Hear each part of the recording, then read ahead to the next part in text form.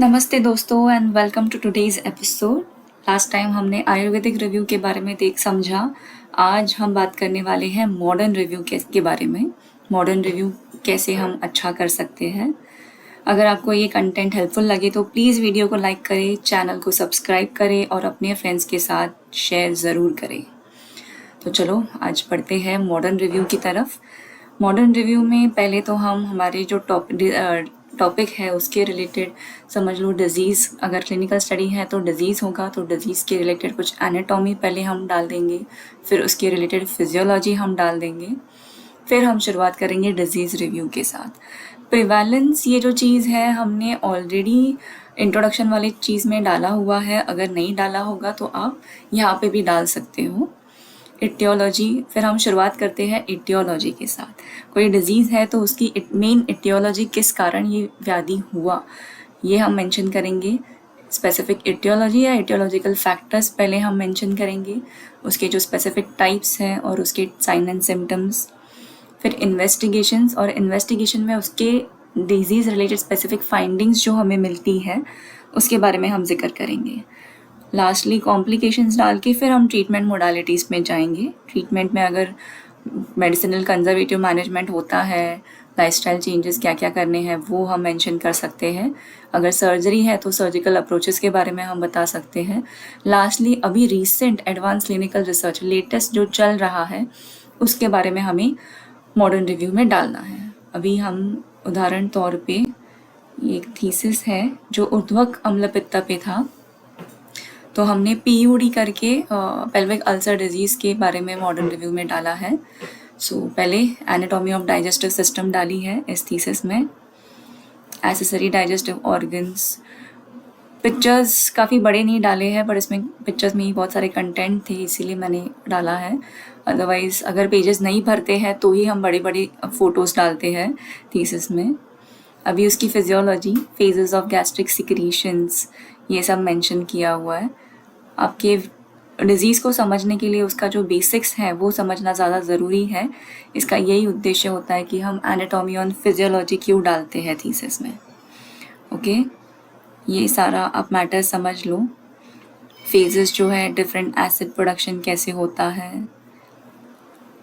अभी आते हैं हम एसिड पेप्टिक डिसऑर्डर्स में।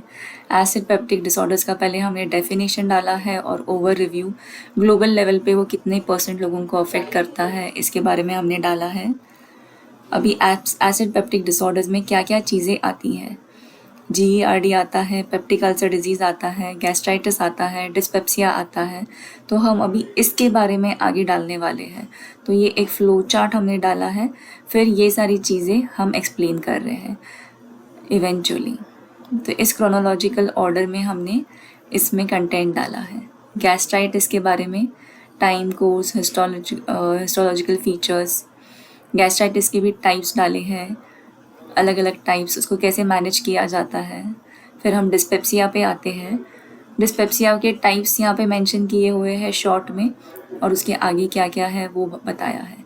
ये जो फ्लो चार्ट्स हैं ये ज़रा अट्रैक्टिव करता है आपके कंटेंट को, नहीं तो आप सिर्फ कंटेंट डालोगे पैराग्राफ पे पैराग्राफ या पॉइंट्स पे पॉइंट्स, कुछ मतलब नहीं बनता है।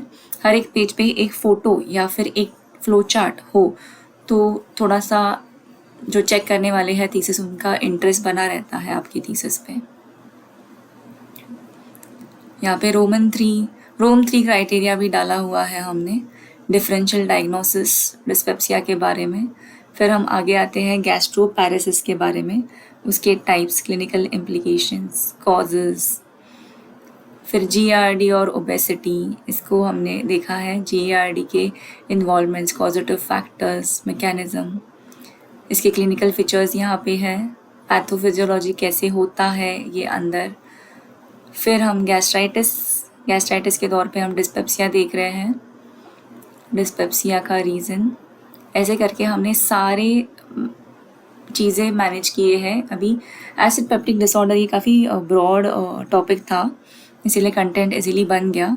फिर हमने मैनेजमेंट जो है सबका एक साथ ही डाला है क्योंकि सबका सिमिलर ही है मैनेजमेंट, इसीलिए।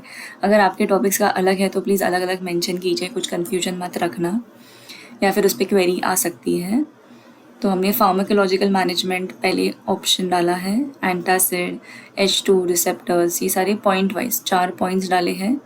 फिर medication for acid peptic disorder, specific antacids, उसका रोल क्या है, उसके एग्जाम्पल्स, जो दवाइयाँ अभी मार्केट में अवेलेबल है, ऐसा किया है।